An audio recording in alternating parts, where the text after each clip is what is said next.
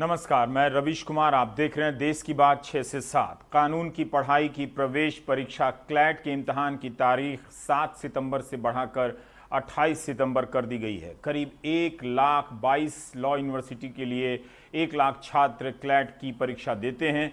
दूसरी तरफ supreme court ने 30 सितंबर तक फाइनल ईयर की परीक्षा कराने के मामले में फैसला दिया है कि इम्तहान होंगे। यूनिवर्सिटियां यूजीसी से बात कर तारीखों में छूट ले सकती हैं, मगर बगैर इम्तहान के कोई प्रमोट नहीं किया जाएगा। इसका मतलब है अब इम्तहानों का दौर शुरू होने जा रहा है। इन इम्तहानों को लेकर जो आशंकाएं जताई गई थीं, अब उनके आधार पर कोई राहत नहीं मिलने जा रही है, तब भी नहीं जब भारत में मरने वालों की संख्या कोरोना से 61,500 से अधिक हो चुकी है। 3 दिनों से हर दिन 1,000 से अधिक लोगों की मौत हो रही है। 24 घंटे में 77,266 से अधिक नए मामले सामने आए हैं, जो अब तक का सबसे बड़ा रिकॉर्ड है। पिछले 24 दिनों से दुनिया भर में कोरोना के सबसे अधिक मामले भारत में ही आ रहे हैं। 6 राज्यों ने सुप्रीम कोर्ट में नीट और जेईई की परीक्षा न कराने को लेकर पुनर्विचार याचिका दायर की है। कांग्रेस पार्टी ने इस परीक्षा को लेकर अपना प्रदर्शन तेज कर दिया है। आज कई राज्यों में कांग्रेस और उसके छात्र संगठन एनएसयूआई ने परीक्षा न कराने को लेकर धरना प्रदर्शन किया है। राजस्थान में सचिन पायलट ने भी ऐसे एक प्रदर्शन में हिस्सा लिया। दिल्ली, तमिलनाडु, देहरादून, हैदराबाद, पटना, बेंगलुरु, अहमदाबाद, महाराष्ट्र सहित कई जगहों पर कांग्रेस का प्रदर्शन हुआ है। विपक्षी दलों की तरफ से दायर याचिका में कहा गया है कि नीट और जेईई के छात्रों की सुरक्षा को सुरक्षित कराना और छात्रों के जीने के अधिकार को बचाना जरूरी है। परीक्षाएं कराने में तमाम लॉजिस्टिकल कठिनाइयों को ध्यान में नहीं रखा गया। ये परीक्षाएं कराई गई तो छात्रों के स्वास्थ्य के साथ बड़ा खिलवाड़ होगा। साथ ही समाज का एक बड़ा तबका कोरोना के खतरे में आ सकता है। ये परीक्षाएं ऐसे समय पर कराई जा रही हैं जब देश में कोरोना से 61,000 से ज्यादा मौतें हो चुकी हैं। अप्रैल में परीक्षाएं टाली गई थीं, तब कोरोना के काफ़ी कम मामले थे, लेकिन अप्रैल से अगस्त के बीच कोरोना के मामले में 33 लाख से अधिक हो गए हैं। राहुल गांधी ने भी वीडियो बयान जारी किया है, परीक्षा के विरोध की बात कही है। Brothers and sisters, good afternoon. You're the future of this country. You're the students, and you are going to take this country to new heights. Everybody understands what has happened over the last 3 or 4 months. Everybody understands the mishandling of COVID, the way the epidemic has been handled, the devastation that has been caused, the economic destruction, the pain that this country has had to bear. Now, what I don't understand is why you should be held responsible and why further pain should be imposed on you. I don't understand what you have done that is wrong. I can clearly see that the government has been incompetent. So why should the government force anything on you? It's important that the government listens to the students. They're wise.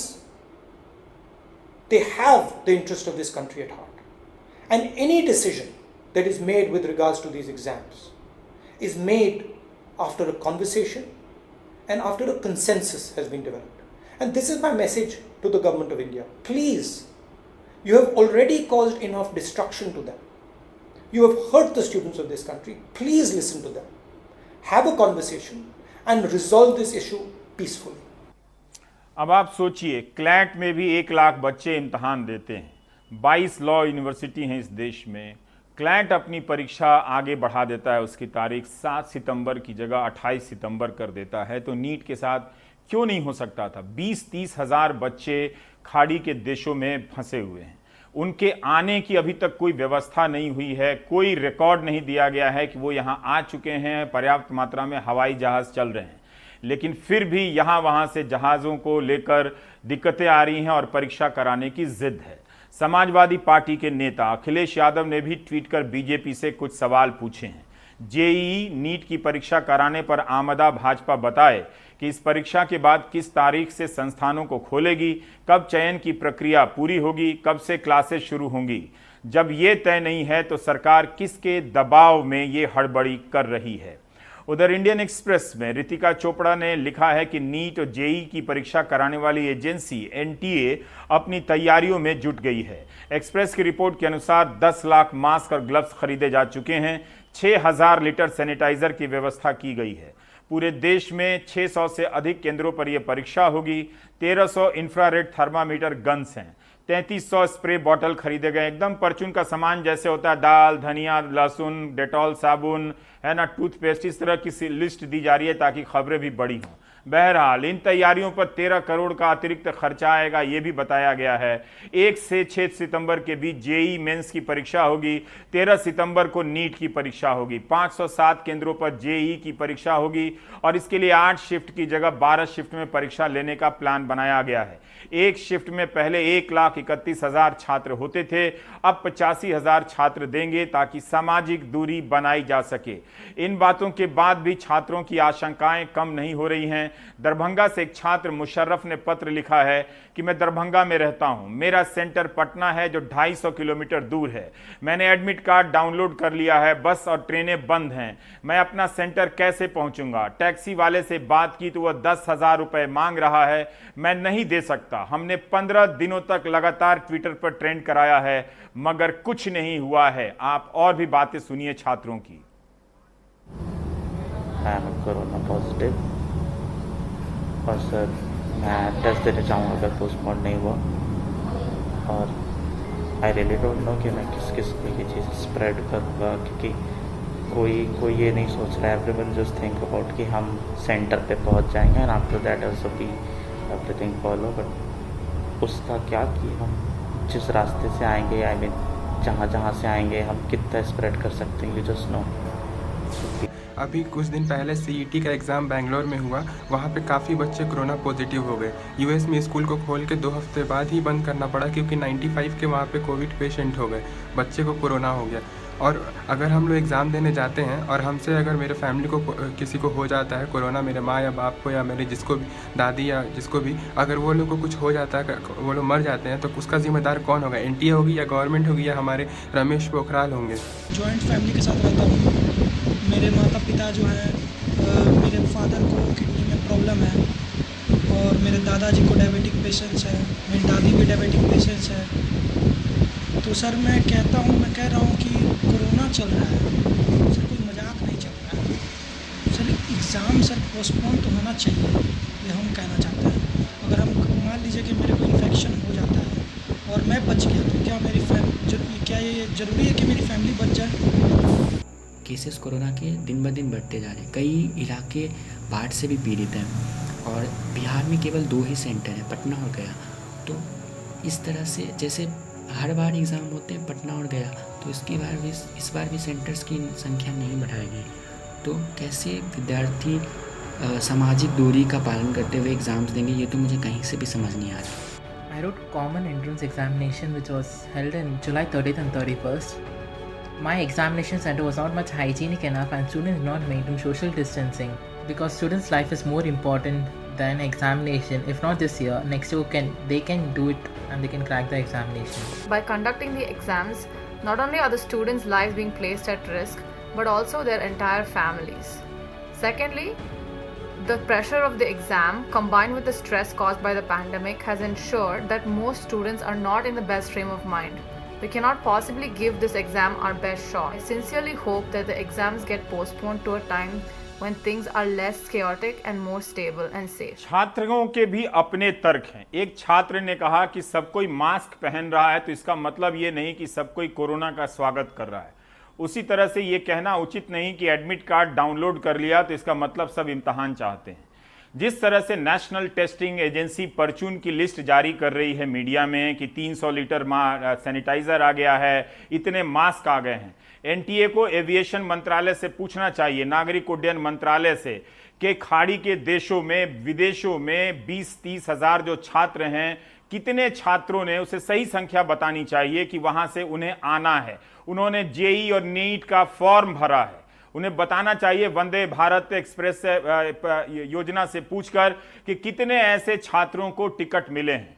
अगर इनमें से 10,000, 5,000 या जितने भी छात्र परीक्षा देने से वंचित होते हैं, क्या ये उनके साथ अन्याय नहीं होगा? जब इसी देश में कानून की प्रवेश परीक्षा 7 सितंबर की जगह 28 सितंबर तक टाली जा सकती है, क्लैट का इम्तहान 7 सितंबर की जगह अब 28 सितंबर को होगा, तो क्यों नहीं एनटीए इस परीक्षा की तारीख को बढ़ा सकता है?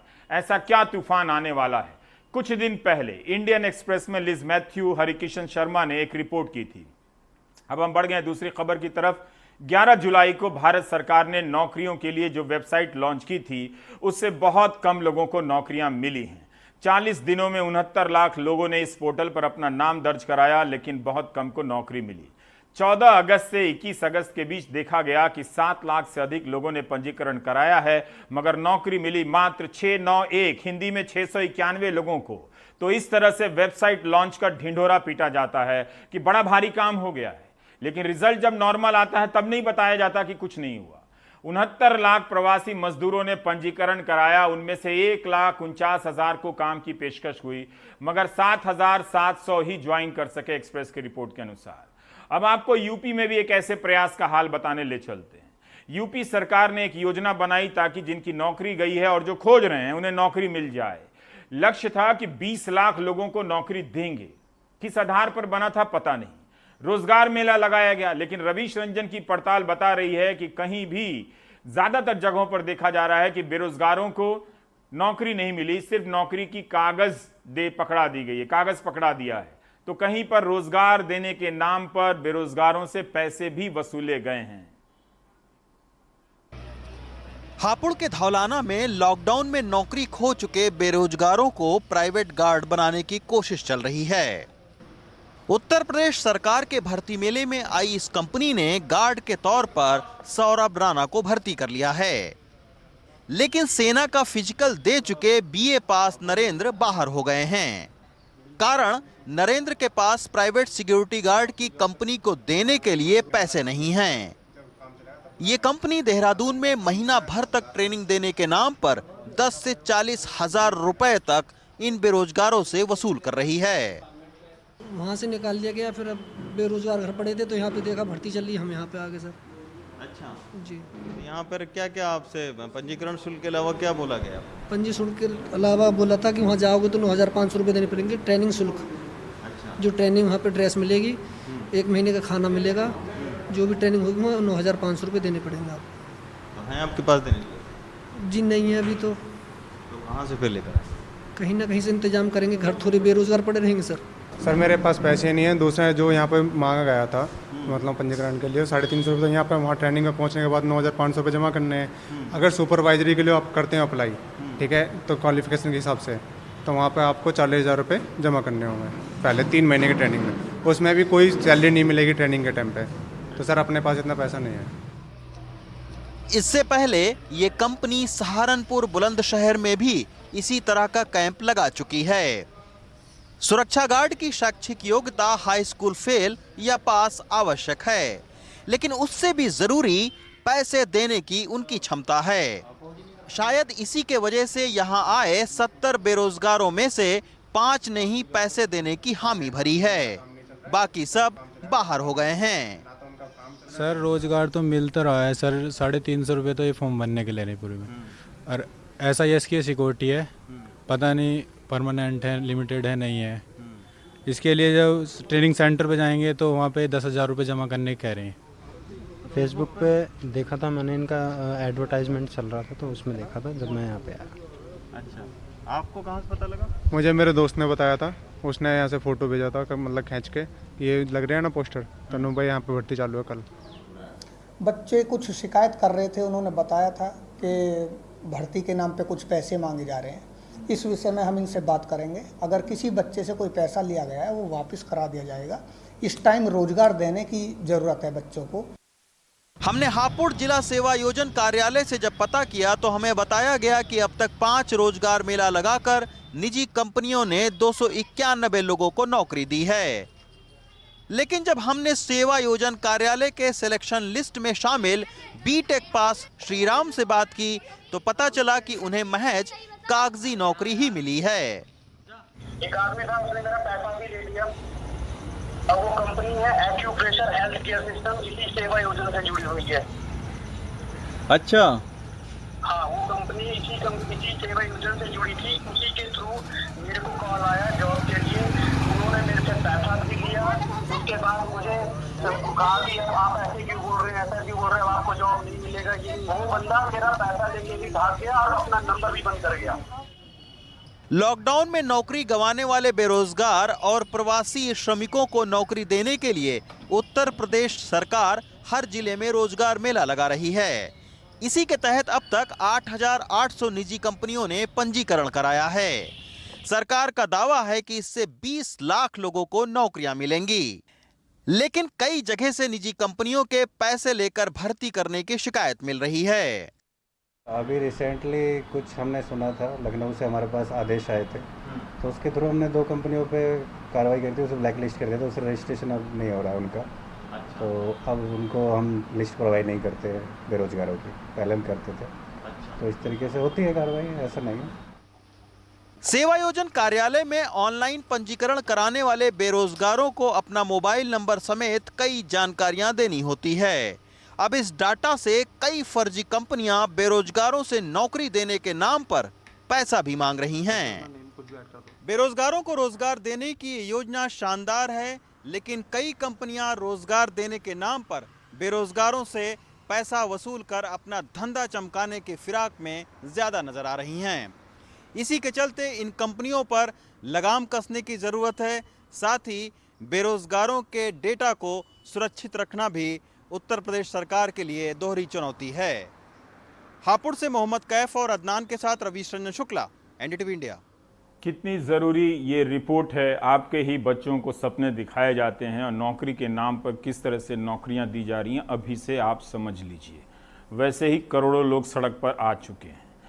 आपने सुना होगा जब तालाबंदी लगी थी तब कहा गया था कि जो निर्माण क्षेत्र के मजदूर हैं उनके कल्याण के लिए एक कोष बना हुआ है, उस पैसे से उनके खाते में पैसा दिया जाएगा। सरकारें दावा करती हैं कि दिया भी गया है। जैसे उत्तर प्रदेश सरकार हर दिन ट्वीट करती है कि 17 लाख से अधिक निर्माण क्षेत्र से जुड़े मजदूरों को 2 किश्त में पैसे दिए जा चुके हैं। पर इसका ऑडिट कैसे करेंगे आप? कैसे जानेंगे कि किसके खाते में पैसा गया है या नहीं गया है? कोई पब्लिक डॉक्यूमेंट उपलब्ध नहीं है कि हम और आप जाकर उसके नंबर से चेक कर सकें कि आपके खाते में 1000 रुपये आए या नहीं आए। दिल्ली में एक ऐसी व्यवस्था बनाई गई है। वो क्या व्यवस्था है, शरद की ये रिपोर्ट देखिए। तिमारपुर के दिल्ली सरकार के स्कूल में निर्माण क्षेत्र के मजदूरों जैसे पेंटर, बेलदार, बढ़ई आदि का रजिस्ट्रेशन चल रहा है। तिमारपुर के इंदिरा बस्ती में रहने वाले राजकुमार इलेक्ट्रिकल फिटिंग का काम करते हैं। पहली बार रजिस्ट्रेशन करवाने आए हैं। पहले कभी न रजिस्ट्रेशन करवाया और न जानकारी थी। अब उम्मीद है कि इससे फायदा होगा। सरकार गवर्नमेंट दिखी है कि अभी गरीब आदमियों की हेल्प कर रही है। 5-5 हज़ार रुपये। सर हम अनपढ़ आदमी हैं, अगर 5,000 रुपये भी हमारे घर में आ रहे हैं तो हमारा 1 महीने का राशन चल जाता है बच्चों में। दरअसल लॉकडाउन के दौरान दिल्ली सरकार ने करीब 40,000 रजिस्टर्ड निर्माण मजदूरों को अप्रैल और मई में 5-5 हज़ार रुपए की मदद की। इसलिए भी मजदूर अब रजिस्ट्रेशन करवाने में खासी दिलचस्पी दिखा रहे हैं। रामस्वरूप पेंटर हैं।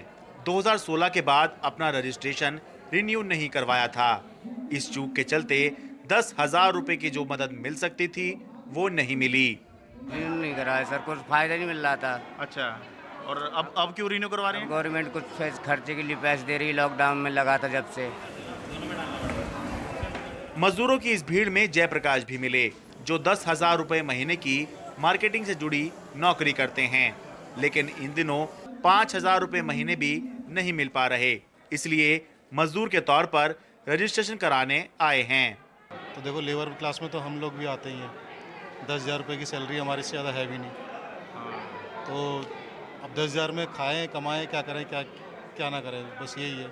और लॉकडाउन की वजह से और ज़्यादा दिक्कत है, क्योंकि 15 दिन काम करना पड़ता है, 15 दिन छुट्टी है। अच्छा, तो उसमें हाफ पेमेंट ही मिलती है हमारे को, पूरे पैसे भी नहीं मिलते। अच्छा, 10,000 भी नहीं मिल रहे, 5,000 ही मिल रहे हैं। डे के हिसाब से मिलते हैं। दिल्ली सरकार के श्रमिक कल्याण बोर्ड में रजिस्ट्रेशन के कई फायदे हैं। मकान के लिए 3 लाख रुपए तक का लोन, काम के दौरान जान जाने पर 2 लाख रुपए का मुआवजा, बच्चों की पढ़ाई और शादी में आर्थिक मदद, चिकित्सा और पेंशन की भी व्यवस्था। आपका रिन्यू है, क्या है, नया है कि रिन्यू है? लॉकडाउन के समय दिल्ली में केवल 40,000 मजदूर रजिस्टर्ड थे, लेकिन अब तक 74,000 और मजदूर खुद को रजिस्टर्ड करवा चुके हैं।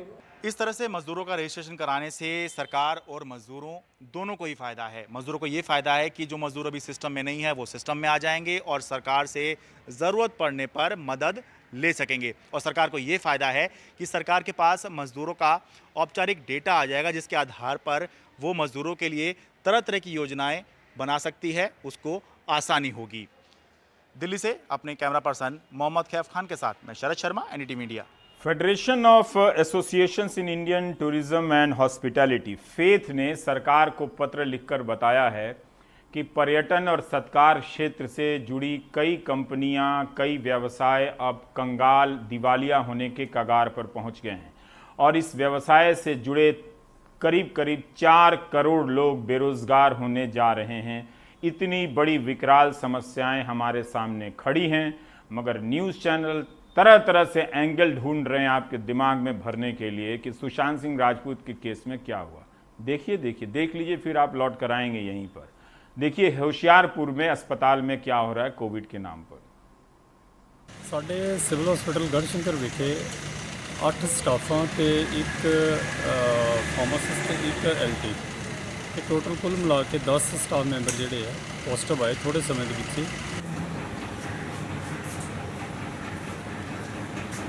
ਇਹਨੂੰ ਸੈਨੀਟਾਈਜ਼ ਕੀਤਾ ਜਾਵੇ, ਇਹਨੂੰ ਸਹੀ ਤਰ੍ਹਾਂ ਰੱਖਿਆ ਜਾਵੇ ਤਾਂ ਕਿ ਸਾਡੇ ਤੋਂ ਲੋਕੀ ਜਿਹੜੇ ਟ੍ਰੀਟਮੈਂਟ ਲੈਣ ਆਉਂਦੇ ਆ ਉਹ ਕਿਤੇ ਕਰੋਨਾ ਪੋਜ਼ਿਟਿਵ ਨਾ ਹੋ ਕੇ ਜਾਣ।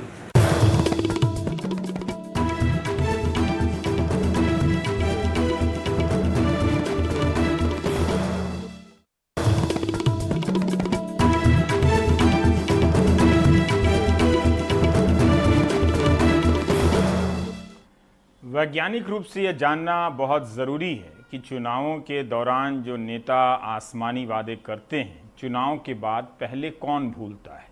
जनता भूल जाती है या नेता पहले भूलते हैं? लेकिन एक बात तय है, अनुराग द्वारी नहीं भूलते हैं, तो इसलिए वो भूली हुई यादों की याद दिला रहे हैं अपनी इस रिपोर्ट में।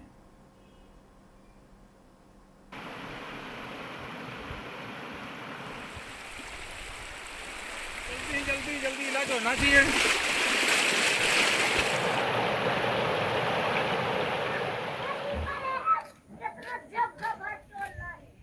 ये उमरिया जिले का अतरिया गांव है। करीब 100 बैगा आदिवासियों का परिवार रहता है।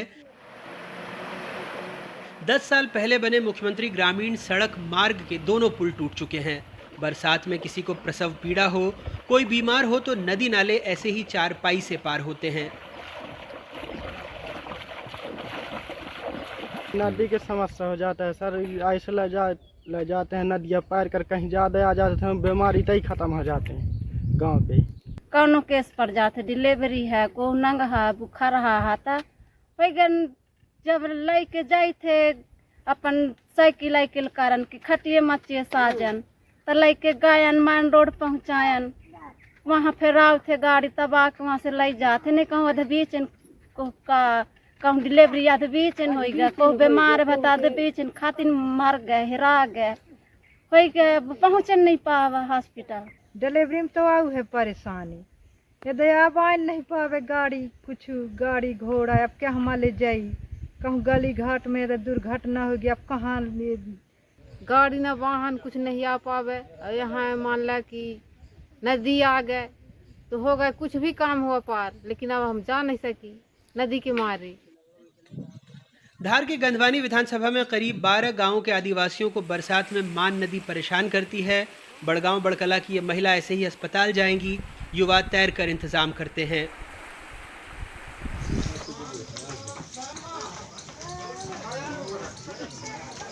अब ऐसे मसलों पर सरकारी प्रतिक्रिया से बेहतर आपको लोगों की प्रतिक्रिया दिखाते हैं।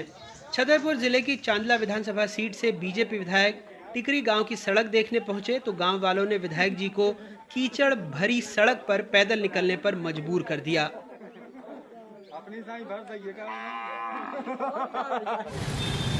अब नेताजी की शान में गुस्ताखी हुई सो कहते हैं गलती गांव वालों की है, वही निराकरण करें। कीचड़ है लेकिन कीचड़ वही कीचड़ है जो उनका घूरा से बंद करके जो गोबर डालते हैं घूरा डालते हैं वही बंद करके वो जाकर के कीचड़ बन जाता है।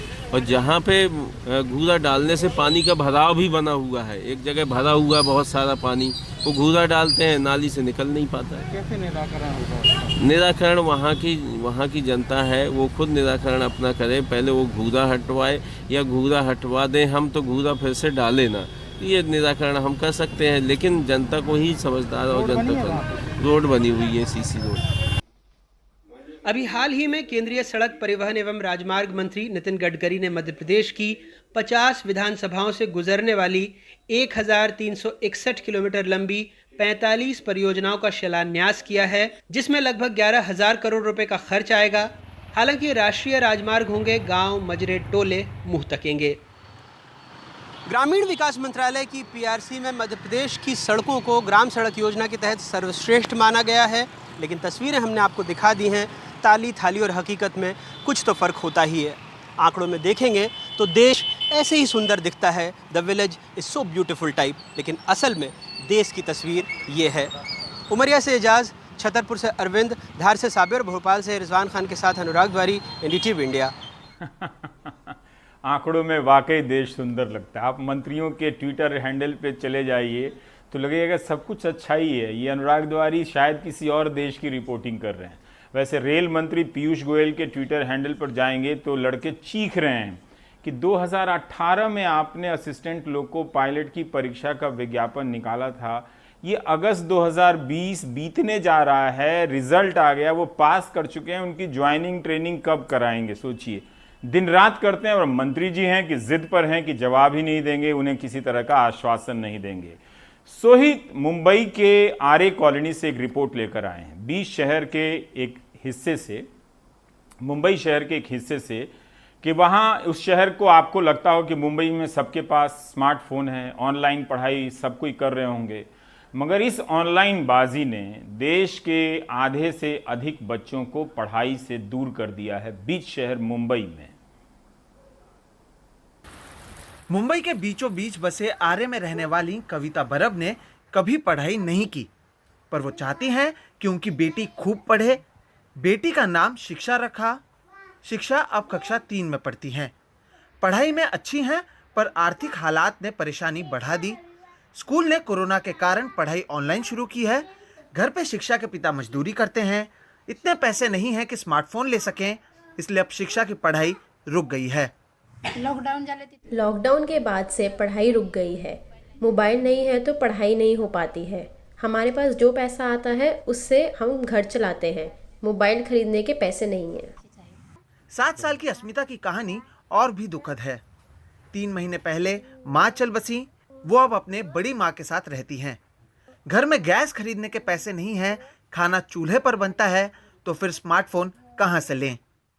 गरीब के पास मोबाइल फोन कहाँ से आएगा? हमें पता भी नहीं है कि उन्हें कैसे सिखाना है। हमने कभी इस तरह के फोन का इस्तेमाल नहीं किया। जिसके पास फोन है वो पढ़ रहा है, हमारे पास नहीं है इसलिए हम नहीं पढ़ रहे। कक्षा 9 में पढ़ने वाले विक्की की माँ आरे में ही खेती का काम करती हैं और लकड़ी काट कर बेचती हैं। उनकी कहानी भी ऐसी ही है। साहिल के पास फोन जरूर है, पर घर में 2 भाई हैं और फोन एक। पढ़ाई अधूरी रह जाती है, नेटवर्क की परेशानी अलग है। अब फोन नहीं है, इसलिए मैं बेटे को कहती हूँ कि किसी दोस्त से सीख लो या पता लगाओ कि क्या पढ़ाया जा रहा है। वो नहीं जाता है, उसे शर्म आती है कि फोन नहीं है। 2 बच्चे तो मेरे बच्चों का दो ही टाइम पे सेम आता है क्लास। अच्छा, तो दोनों का क्लास एक साथ हो जाता है? एक साथ होता है तो नहीं होता है। केवल आरे के मोर्शीपाड़ा गांव में कक्षा 5 के ऊपर पढ़ने वाले 27 बच्चे हैं जिनके पास स्मार्टफोन नहीं है। आरे में ऐसे 27 आदिवासी गांव हैं और सभी जगह हालात ऐसे ही हैं। इसलिए अब बच्चे केवल खेलते हुए नजर आ रहे हैं। सवाल यही कि जब मुंबई के बीचों बीच बसे आरे में हालात ऐसे हैं तो दूसरे जगहों पर हालात कितने बुरे होंगे। केवल आरे के मोर्शीपाड़ा में शिक्षा की तरह ऐसे 27 बच्चे हैं जिनके पास मोबाइल फ़ोन नहीं है, इसलिए वो पढ़ नहीं पा रहे हैं। आरे में इस तरह के कुल 27 आदिवासी पाड़ा यानी 27 आदिवासियों के गांव हैं, जहां पर न जाने ऐसे कितने बच्चे हैं जिनका भविष्य इसलिए अधर में है क्योंकि उनके पास मोबाइल फ़ोन नहीं है। माँ बाप बच्चों को पढ़ाना चाहते हैं, पर उन्हें नहीं पता कि जब आर्थिक हालात ख़राब हों तो बच्चों को किस तरह से पढ़ाएं। मुंबई से कैमरा पर्सन प्रवीण जिरोहित के साथ सोहित मिश्रा, एनडीटीवी इंडिया। संसद का मॉनसून सत्र शुरू होने जा रहा है। खबर आई है कि जो भी सांसद आएंगे सदन में उन्हें RT-PCR टेस्ट कराना होगा। तो जब सदन में 500-600 लोग, 1000-2000 लोग पूरी बिल्डिंग में आते होंगे, उनके लिए RT-PCR टेस्ट है। अब आप सोचिए कि 28 लाख बच्चे जिनके पास गाड़ियां नहीं है, 10-10 हज़ार टैक्सी वाले वसूल रहे हैं, वो इम्तहान देने जाएंगे नीट और जेई के। तो उनका भी RT-PCR होना चाहिए कि नहीं होना चाहिए उस तर्क से। और जब इस देश में जब एक क्लैट की परीक्षा रद्द हो सकती है, 7 सितंबर की जगह 28 सितंबर को बढ़ाई जा सकती है, तो नीट और जेई को लेकर क्या जिद है। तो एक बात है कि देखिए, सांसद अपनी पेंशन का इंतजाम उन्होंने किया, बाकियों का पेंशन खत्म करके, ये बहुत अच्छा काम किया। जो भी अपनी सुविधा का हो हमेशा सबसे पहले वही करना चाहिए। तो सांसदों ने ठीक किया, पेंशन की व्यवस्था कर ली, और सदन में आने के लिए उनके लिए क्या बढ़िया व्यवस्था है कि RT-PCR टेस्ट का इंतजाम होगा। आप चले जाइए किसी भी गाड़ी से कोरोना के खतरे का मोल लेते हुए इम्तहान देने के लिए। Best of luck. उधमपुर से रिपोर्ट देखिए। Best of luck.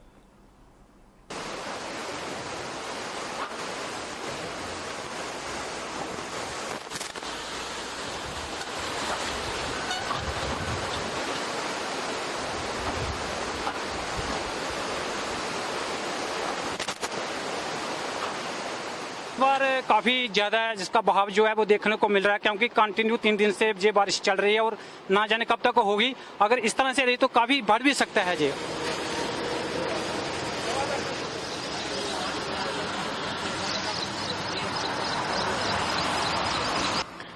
तो हमारे पास माल जो है गाड़ियों में, अंडे सब्जी है, फ्रेश माल है।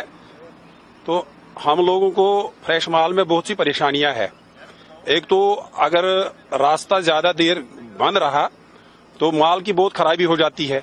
हम तो कम से कम 4 दिन से यहाँ खड़े हैं इस टाइम।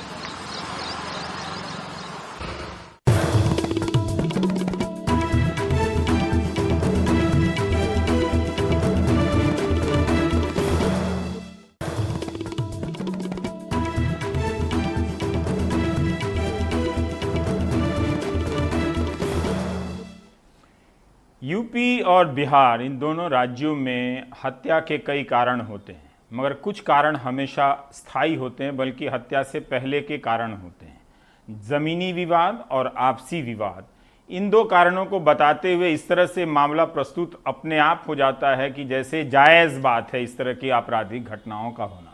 बनारस में के जैतापुर में आज इसी तरह की दिन दहाड़े घटना हुई है, गोलियां चली हैं। अजय सिंह की रिपोर्ट देखिए। सड़क पर पड़ा ये शव वाराणसी में कानून व्यवस्था की हालात की गवाही दे रहा है। मोटरसाइकिल सवार 2 लोगों ने दिन दहाड़े गोली मारकर इसकी हत्या कर दी और हत्या के बाद आराम से इस भीड़ भाड़ वाले इलाके से चले गए। पुलिस के पहुंचने तक शव सड़क पर पड़ा रहा। बाद में मृतक के परिजनों ने सड़क जाम कर अपना रोष दिखाया।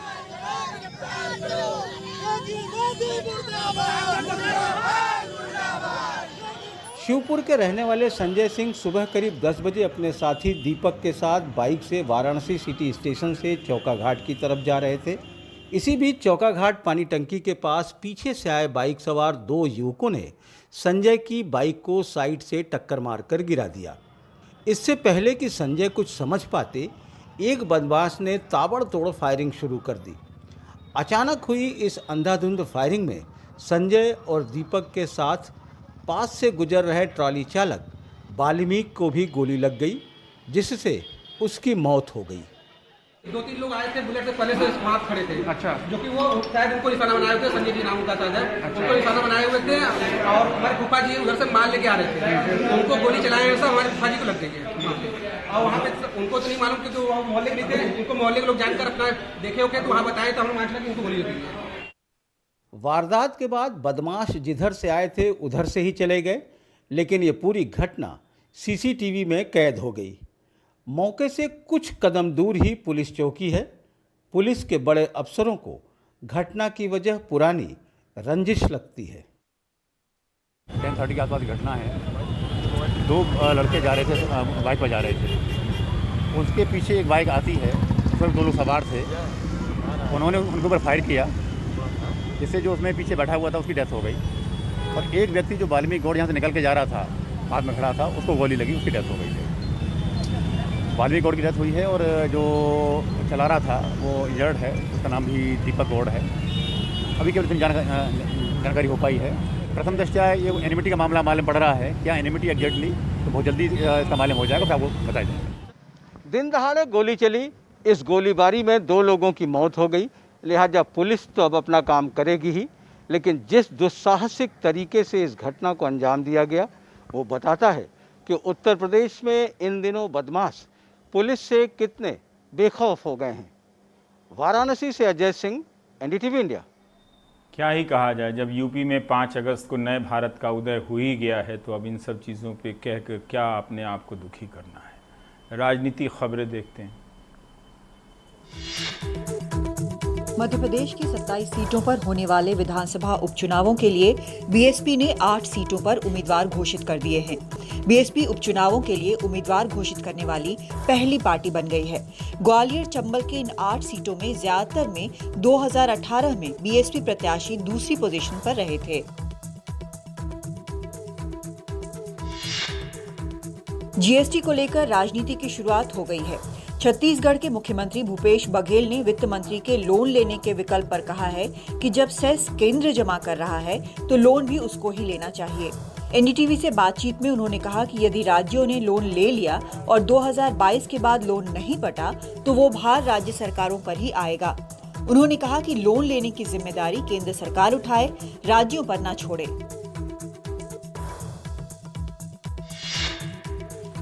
लोकसभा के मॉनसून सत्र के लिए तैयारियां जोरों पर हैं। कोरोना के दौर में ठीक-ठाक सत्र कराने के लिए हर कोशिश हो रही है। सारी तैयारियां गाइडलाइंस के आधार पर हो रही हैं।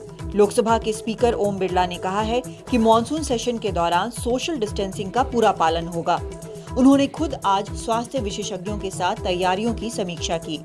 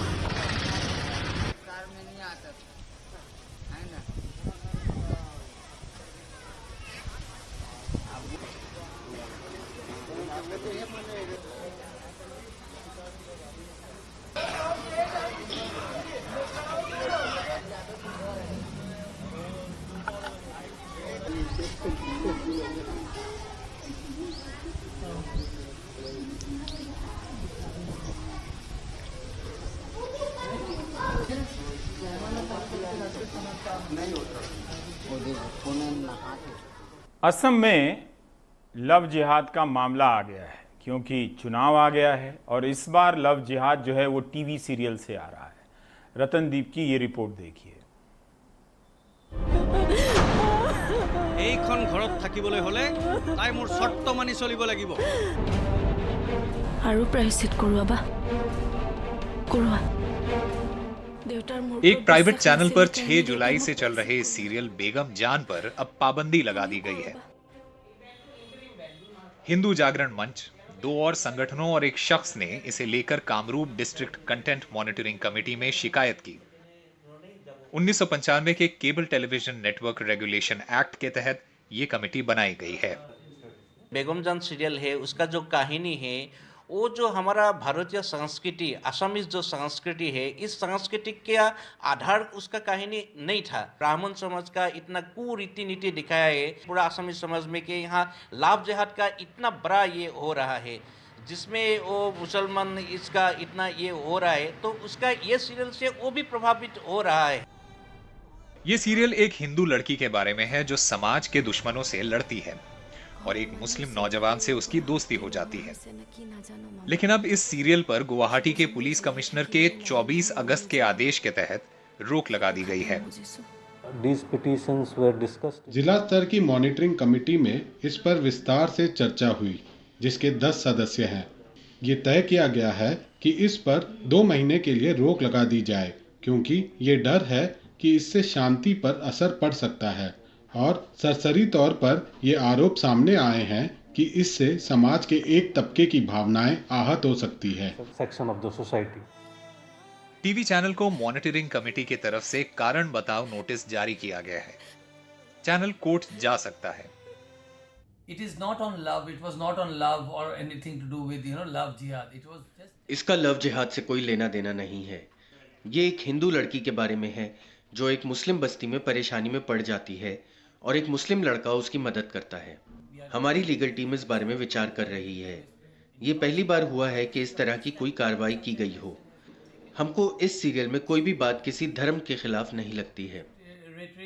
regarding the serial लेकिन गुवाहाटी पुलिस ने बेगम जान की एक अभिनेत्री की शिकायत पर अब तक कोई ध्यान नहीं दिया है। इस अभिनेत्री को सोशल मीडिया पर ट्रोल किया जा रहा है, बदसलूकी की जा रही है और धमकियां दी जा रही हैं। उसे एसिड फेंकने और रेप तक की धमकियां मिल रही हैं। मुझे प्रशासन पर, कानून पर पूरा भरोसा है। जो वो सोशल मीडिया पर कर रहे हैं वो एक तरह से जुबानी रेप ही है। आजकल के दिनों में ये चलन हो गया है कि सोशल मीडिया पर कलाकारों को इस तरह से परेशान किया जाए। ये दर्दनाक है। पुलिस की बात माने तो उनका ये दावा है कि अभिनेत्री द्वारा दायर किए गए मामले पे छानबीन अभी भी चल रही है। बेगम जान को अभी फ़िलहाल बंद रहना पड़ेगा, मगर जो सबसे बड़ी बात है ये है कि असम में अब ये देखा जा रहा है कि धर्म, राजनीतिक राय और आलोचनाओं के ऊपर इंटॉलरेंस बढ़ रहा है और आगे आने वाले दिनों में ये बहुत गंभीर विषय बन सकता है।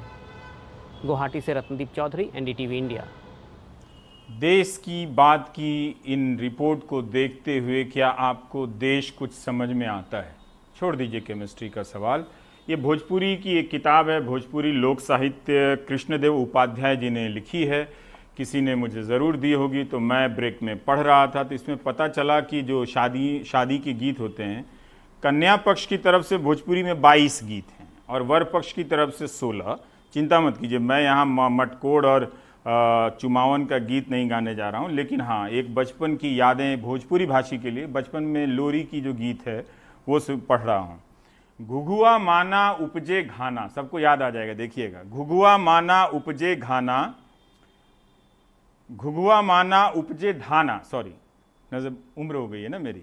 घुघुआ माना उपजे धाना, एही मुँहे अइले बबुआ के मामा, नाक दुनो धई के छेदा दिले काना, ओही में पहिरा दिहले सोने के बाना। घुघुआ माना उपजे धाना। माएँ बच्चों को सुलाती थी तो गाना गाती रहती थी। जिस तरह से पूरी जनता को सुशांत सिंह राजपूत की कवरेज का अफीम देकर सुला दिया गया है। आप देख रहे थे देश की बात 6 से 7। नमस्कार।